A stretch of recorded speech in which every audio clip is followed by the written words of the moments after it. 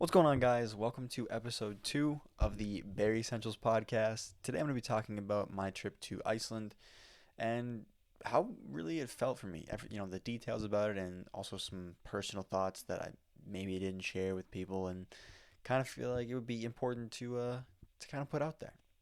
So yeah, I just recently went to Iceland and this is my first experience going outside of the country. But more than that, it was my first experience going anywhere basically by myself, right?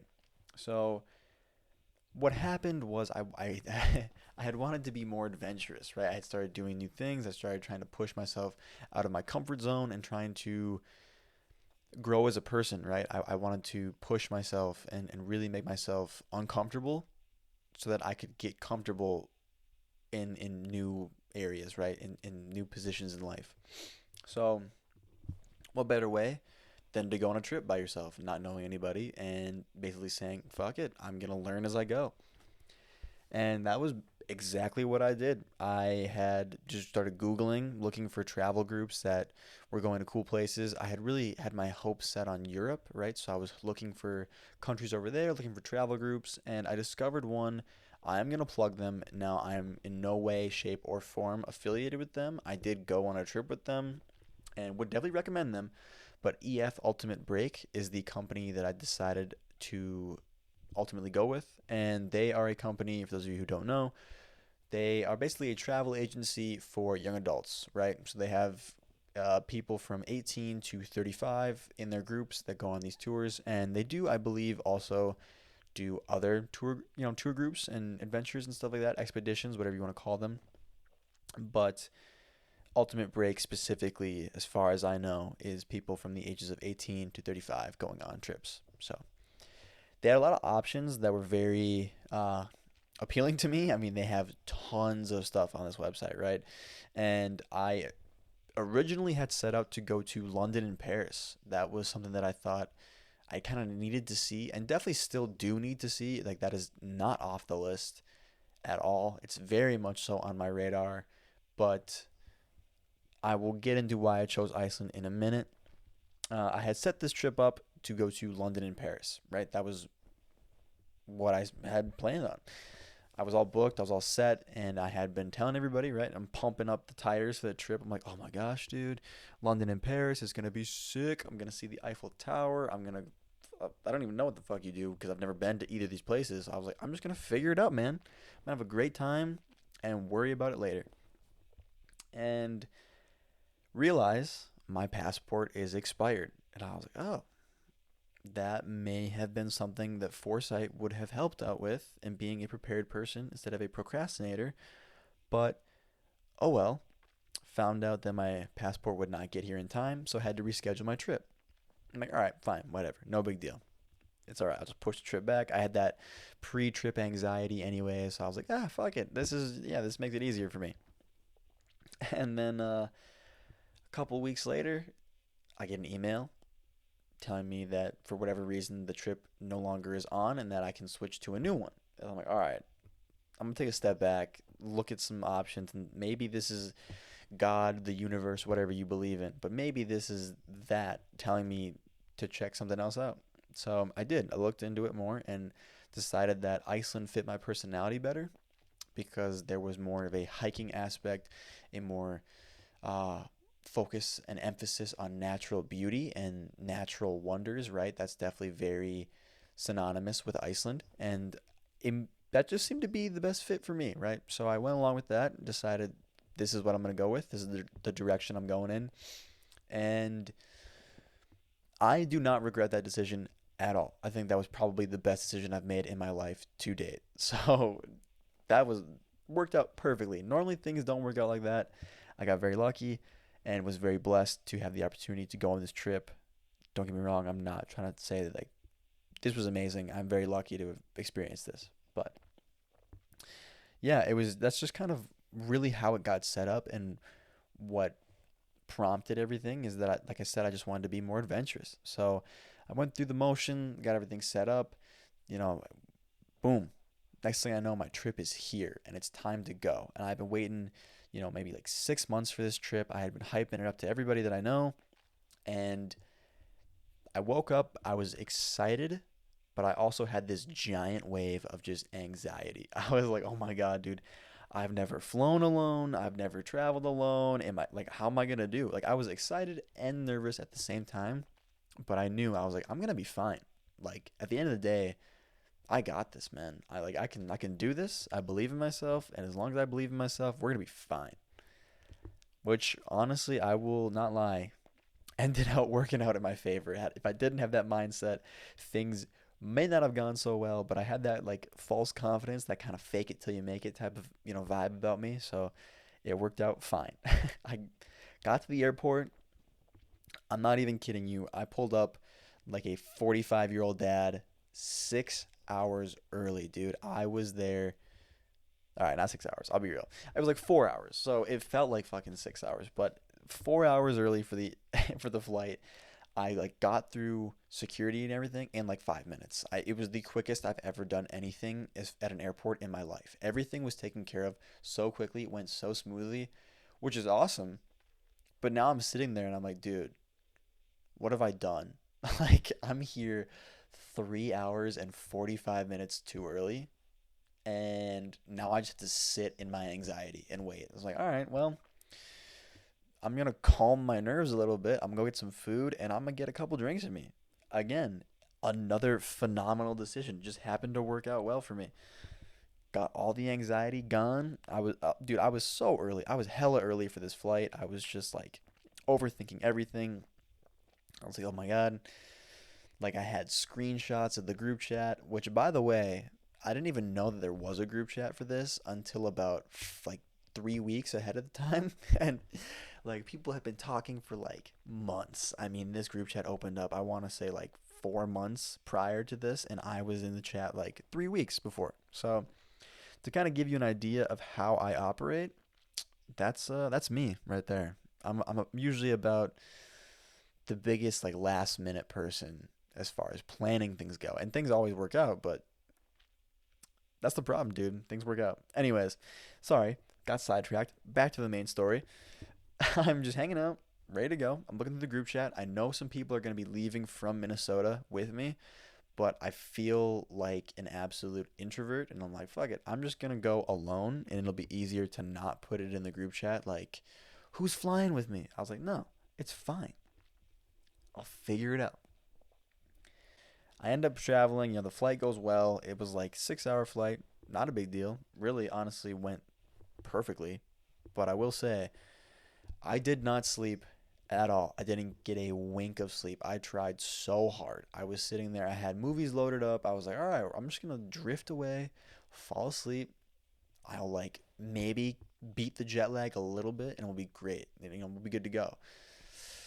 Yeah, it didn't work, dude. I like stayed up for every single second of the flight and was unable to get any rest, really. It was uncomfortable because it's a flight, dude. I mean, that's just how it is, you know? As comfortable as a flight could be, it was as comfortable as it could be. I'm not knocking them. But yeah, dude, it was not great. Not great, which definitely affected me later on in the day, but regardless, we land, we're in Iceland, we're in Reykjavik, or Keflavik, I think is where the airport was, and I have the biggest shit-eating grin on my face. I look like such a dipshit, dude. I'm like, oh my God, I'm here. I'm ready to go. I mean, even right now, dude, I have the biggest grin on my face just thinking about how it made me feel to look around and be like, oh my gosh, dude, I'm in a new country. Like, for me, this is the first time feeling like of going overseas. I had been to other countries on North America, but I had never left the continent. So this was a huge step, and I'm like, dude, I'm an adventurer right now. Like, I am on an adventure, and now I got to figure out where the hell I'm going. So hop off the plane, walk out to the bus that they have that takes us like a taxi, right, to customs. And again, it's like raining. It's like 6 in the morning or something like that, and I literally am walking around like it is the greatest day on earth. Like it's like I won $1 million, dude. I'm walking around with the biggest smile. I'm in the best mood. Nothing can tear me down. I'm like, oh my God, dude. I made a point of like just taking it all in and just really looking around and kind of like embracing my surroundings. So it was an overcast day, so I couldn't see a ton, but I did notice like the landscape first off was entirely different from what I'm used to.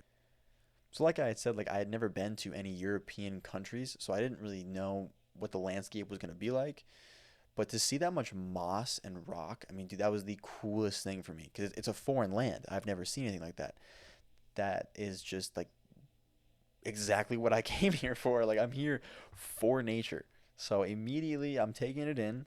Again, it's an airport, by the way, so it's not like I'm like in the middle of nowhere, but I can still kind of get the vibe, feel it out a little bit, see what's going on. And might I add, I'm enjoying every second of this. Like this is the coolest place I've ever been. 10 out of 10 would recommend. I get through customs. I'm like walking around like I know what's going on, but I have no fucking clue. Also, a great thing about Iceland, dude, is they have English signs everywhere. They are very, very American dipshit friendly, right? So me, the American dipshit that I'm referencing, walking around, everything's fine. Because I'm just like, oh, okay, I know what that says. That says customs. Again, by the way, I couldn't find customs I didn't find the actual sign for it. There was no like arrow pointing me in any direction. So I was just like, all right, I'm gonna pick a direction and it's gonna be fine. I just have a really good feeling about it. It's like I took fucking liquid luck from Harry Potter. I was just it was perfect, dude. I just had a feeling and I'm like, I'm just gonna follow it. We're good to go. March through customs, chilling. I end up actually meeting some really cool friends from Minnesota who had I'm gonna like put you guys on blast here. Sorry guys, but they had definitely stalked me through the group chat, and they were like, "You look familiar. Like we know your picture from the group chat." I'm like, "Yeah, all right." They're my friends. They're my homies. I can give them a hard time for this, but y'all stalked me. I know. I know. But regardless, I'm glad they did stalk me, or at least look at my picture in the group chat, because otherwise I would have had no clue who I was there with. Awesome people, two of the nicest, funniest people I've ever met, and very good friends now as well, like I mentioned. I'm not going to use any names just out of respect. I don't know if I'm allowed to. I don't really want to put them out there if they're not comfortable with it. So I'm going to refrain from using names for this podcast just for now. I think that they both would be fine with it. I think anybody in this story would be fine with it. But again, it's more of a gesture of respect to not put their names out there. But you guys know who you are, and I'm putting you on blast. So, yeah, cool. With that being said, moving on, we hopped in this like little bus. This guy picked us up, this little transfer. He actually didn't have the right like names. He had one of our friends' full legal name, but not my name or the other person's name. So glad again that they knew who I was, because we would not have found this dude. Nice dude. He's taking us through the countryside. You know, it's a really beautiful area. Iceland's always rainy. Like that's just a common thing. It's like Seattle, right? There's always rain. So it's overcast. It's rainy. The weather's fine though. I mean, it's like 60 degrees. You know, so it's cool, but like a nice cool. And it's an amazing place, dude. I would, like I said, I would recommend it. But it's kind of got the South Coast at least, right? Has a sea town kind of vibe to it, which again makes sense because they're on the ocean. But that was just kind of the general feel for this drive towards Reykjavik, and also kind of the feel for certain parts of Reykjavik as well. There's like whale watching and also whale hunting, which again I'm not going to get into. It's a whole can of worms, but yeah, those are very like big opinions, very explosive, volatile topics. So steer clear of that one for sure. But yeah, it's a sea town. Regardless, that's what I'm trying to get at. Sorry, I'm kind of veering off topic, guys. Might be. Me and my new friends, we kind of just like went around the city. We grabbed some coffee at a local coffee shop. I had never felt more like an animal in my life than my time in Iceland, dude. Everything, like, I just felt so, like, I felt extraterrestrial. I felt like an alien, 100%, because I was sitting there and I'm like, okay, no one's coming up to me with a bill. How do I pay? I don't understand these customs, and I'm going to look like an idiot now because I have no clue how to pay these people. Figured it out, by the way. You just walk up to the dude and ask for a check. It's really quite simple. I'm just an idiot. But that like, first interaction, I'm like, I don't know how this shit works. I'm just trying to figure it out. I'm lost and confused, good sir, and I need your help. Found out all you do is just pay the bill like a regular human. It's really not that complicated. And yeah, I mean, we did get in early, so that's what, again, I'm like skipping parts of the story, which I apologize. But me and my friends, we get coffee, we head back to the hotel, meet up with the tour group. My friends go off on their own little adventure, and so now I'm just kind of like, all right, now I gotta mingle, I gotta make some friends. So I'm doing my best, dog. I'm really trying to like find some common ground with some people and just ride it. I met another really nice guy. He's from New York. Again, I'm not going to use any names in this story, but shout out that dude. You know who you are. He's probably not going to listen to this, but he's a cool dude. A lot of respect for him. He was carrying around a nice ass camera, though, and taking a lot of pictures and was like really, really hyping up the camera. And I was like, look at you, dude. Just snagging pics for the gram and looking good, man. I like it. So, I mean, hey, I was respecting his game. But I was just like, man, why the fuck didn't I bring a camera? Now I'm kind of feeling like dumb. I got my iPhone. That's the best I can do, man. But clearly I just didn't come prepared. That's all it was. Moving on. Sorry. Keep getting distracted. We go on this tour of the city. I'm going to be real with you guys. I respect historical landmarks, but I also don't really, like, that's not why I came there. So they were cool. Fun fact for you, Iceland was the first country to have a female president, according to my tour guide. So if that is incorrect and anybody's going to come at me for that fact, you can take it up with my tour guide and she'll set you straight. So anyways, the city was, it's a beautiful city. It has a very European feel, obviously, from what I can judge with my very, very limited experience. And we all head back to our rooms. We're hanging out. And this is where I make my first mistake and feel terrible about this. So we all have roommates, right? I think most of us do at least. And I had gotten to the hotel earlier and before my roommate. So I'm like, oh, yeah, I'll just grab both keys and I'll hand it out to him when we're on the tour. Not a big deal.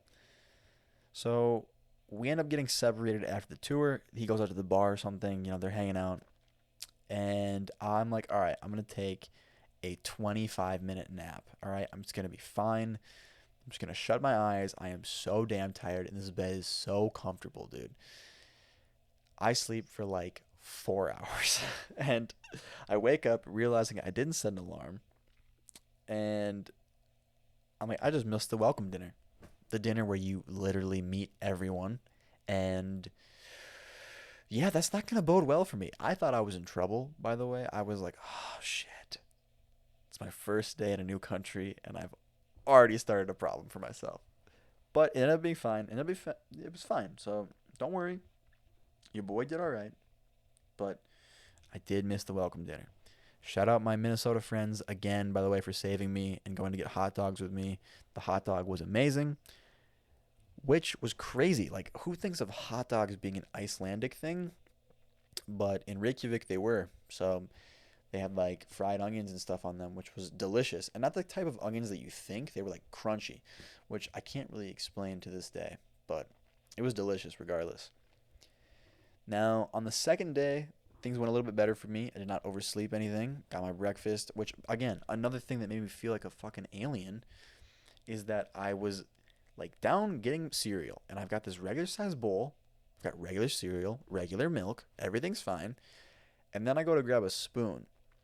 And there's two options. There's either tiny little teaspoon that looks like a Coke spoon, like cocaine, or number two, there is the biggest spoon I've ever seen in my life, like ladle-sized spoons. And I'm like, well, clearly it's not the tiny one. It's got to be the big one, but this is absurdly big. So I'm sitting there eating this breakfast like an absolute animal, dude. I'm like, no one look at me. I'm eating this food in shame right now. I do not like the way that this is going. I'm like trying not to slurp my spoon because I'm not an animal. I wasn't raised to be one.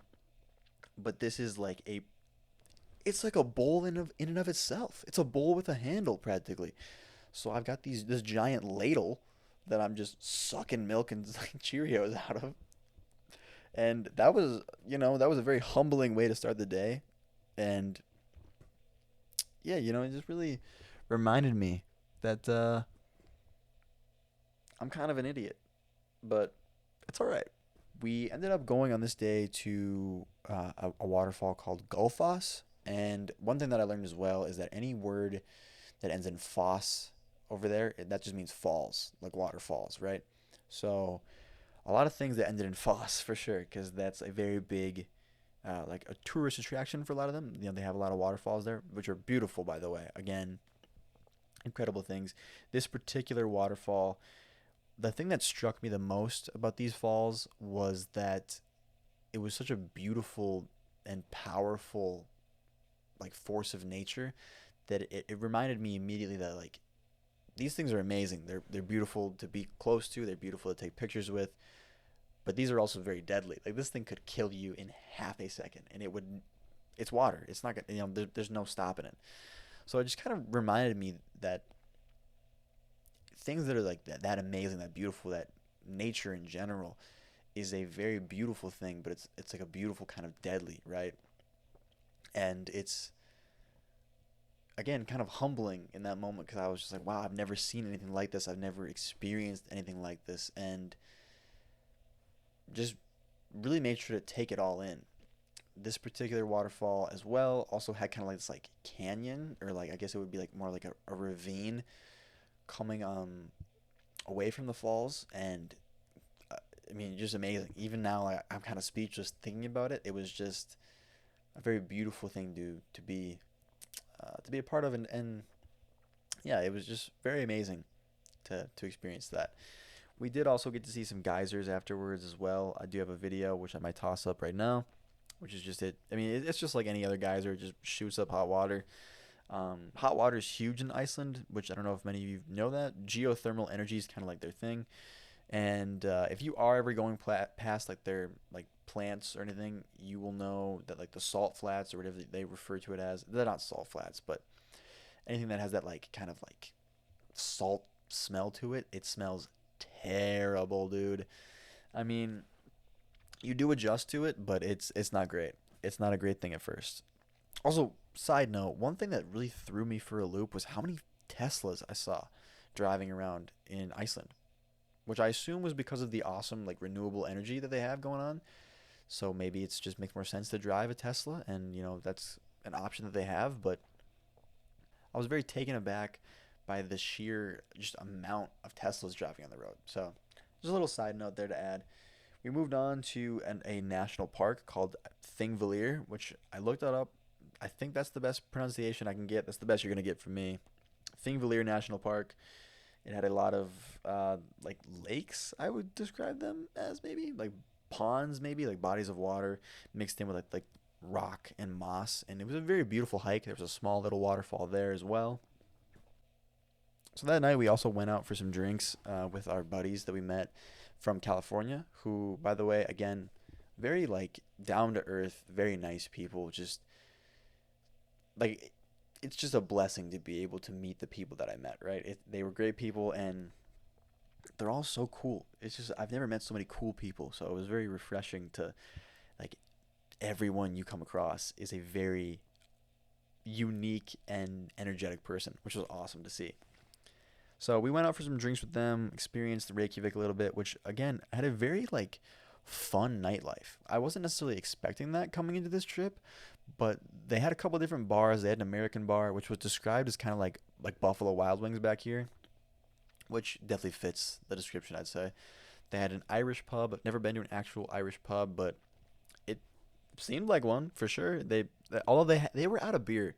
Like they had like two different beers they were out of, and they couldn't make mixed drinks. So I don't know how Irish you are in that sense, but they did their best. There was also a bar that was like a library that they converted into a bar. That was my favorite one. There was live music there like every night, and they played a lot of American songs. Like they played like Queen, and I'm not gonna lie to you, that's about all that I knew. But Queen, yeah, they played like Queen and stuff like that. So I don't know. It was very interesting, but songs that everybody knew. So it was a very fun atmosphere. The next day, we went out and just kind of went on a little exploration. There's this really cool place called, I can't remember if it's pronounced Vik or Vik, but Vik, right? It's this village, and it's tucked away kind of in like the rolling hills, and it's this beautiful village. Just is awesome, just really great spot. Got to experience that, look around a little bit, and there wasn't much I would say that kind of stuck out for me from this area. It was kind of just a really cool village. I don't know. It wasn't really much of a sightseeing expedition on this one. But afterwards, there was a very cool experience where we got to go to a black sand beach. And this beach, it is naturally black sand. It feels just like sand. But one really cool thing was that there were puffins there, which normally by that time of year, which was late August, early September, they say the puffins are kind of hit or miss. I don't know if they're there. And we got really lucky, and they were just flying around, which, again, another thing that surprised me, how small puffins are. They are like the exact size of the plushies that people sell of puffins. So it was weird to see. And those little dudes were flying. They were everywhere. It was really cool. There were these, I don't know how to pronounce this, basalt columns as well. So those were really cool. They looked at these like black columns. They were really cool. Kind of like out in the ocean. And our tour guide, very nice lady, but she really drilled into us that the ocean is deadly and that if you go into the water, you will not come back. So I don't think anybody like pushed their luck, but it was just kind of a funny thing to me. Like, again, I get it. Yeah, don't get me wrong. I have the utmost respect for our awesome tour director. She was the best. But yeah, cracked me up a little bit. I am skipping over. We did get to see an ice cap, which is a glacier, I guess, and it was very cool to see, but also, again, kind of a reminder of how things are going. So 30 years prior, the glacier had been maybe like another quarter mile longer or bigger than it was, and now it is receding. And there's not much you can do, as far as I know, about combating this. I know everybody's got their opinion and different ideas, but personally speaking, this is just kind of a reminder of nothing lasts forever, right? So take it for granted and get there while you can, and try to preserve everything that you can and leave things better than the way you found them, but also just appreciate everything in the moment and appreciate what you have now, because you don't know the future. That's basically all that I'm trying to get at. There's no agenda or anything with that statement. I'm just trying to say it reminded me to appreciate life a little bit. And finally, I want to move on to the main event for this trip, which was the waterfall called Seljalandsfoss. Yes, I butchered that so badly, but that's the best that you're going to get. That's the best you're going to get with my American accent. And I apologize to the Icelandic people, but that's all I got. This waterfall, coolest thing I have ever seen in my entire life. I mean, you're like a quarter mile, half mile away, and you're getting doused by it. You can feel it in the air. You can hear it rushing. I mean, even in my mind now, I can like create the image. There was this kind of like cavern behind it, so you could walk behind it. We walked on rocks behind it and got down close to the water, getting absolutely soaked in the process. But I mean, dude, we all had these big smiles on our faces the entire time. It was the best experience I've ever had. And I remember sitting there and stopping for a moment and just looking around and really taking it in and appreciating what was like just everything that was going on. I'm the type of person who's been struggling with like their phone use, right? So I made it a priority to take pictures when I can, but leave the phone in the pocket. Don't worry about it. Create the mental image so that when I'm sitting here talking into a microphone, I can still picture everything. I can see the birds flying. It was just a beautiful day. It was like overcast a little bit, which was typical in Iceland for us. And you can hear the water just rushing, and it's just slapping the like river at the bottom. And then you see these birds. They're probably just seagulls, but regardless, it was still cool. You see them kind of like drifting and gliding above the top of the falls. there's people everywhere because it's such a beautiful thing, which doesn't affect it at all because it's still just such a beautiful land, like natural landmark. And there were some really cool waterfalls nearby as well. Obviously, not to this, caliber, but they just kind of added to it. And yeah, it was just really a special moment for me to be able to experience that because that was kind of what I was really hoping for. It lived up to the hype, which is something that's very rare. That something lives up to the hype and even exceeds expectations, right? So yeah, I mean, I don't know the sheer like how tall it was. I don't know how like the drop was, how like forceful and strong that waterfall was, but that was a very special moment for sure and something that I'll remember for the rest of my life. So there was more to this trip as well. We went to a Blue Lagoon, which is apparently on like some like new like 20 wonders of the world ranking. I'm gonna be completely transparent with you guys. It's a spa. I mean, it's take it or leave it for me. I mean, I was like, yeah, this is fun. It's a nice chill way to hang out with my friends and relax a little bit for one of my last day in Iceland. But yeah, I don't think it's all it was cracked up to be personally. But again, that's not something that I'm really into. It was fun and a cool experience, but I definitely would say that the waterfalls and the just natural landmarks really really made Iceland what it was. So guys, I think that's just gonna kind of wrap up my story and my tales of my travel. I definitely think I'm going to be going on some more solo adventures. I guess this really wasn't necessarily completely solo because I did make some friends along the way and kind of like hung out with them. But I went by myself in the beginning, and I definitely plan on doing this again. I really want to like encourage you to do something like this. Even if it's just going for a walk by yourself, doing things by yourself is very fun. It's a great thing to do, and being comfortable with yourself is something that not a lot of people can do. I'm finding that there are more and more people who I personally know that almost always need to be surrounded by people, right? And there's nothing wrong with that. There's nothing wrong with being social. There's nothing wrong with, liking your friends and liking people in general. That's not what I'm trying to say. What I'm really trying to get at is just enjoy yourself, you know? Enjoy being by yourself and come as you are, just get used to being by yourself because it's kind of nice, right? So I won't preach on that for too long, and I'll kind of leave that alone. But thank you guys for listening to me rant and talk about Iceland and kind of tell my tales. I do have more that I could tell, but I don't really want to talk your ear off, and I think that this covered it pretty well. So again, thank you so much for listening to this.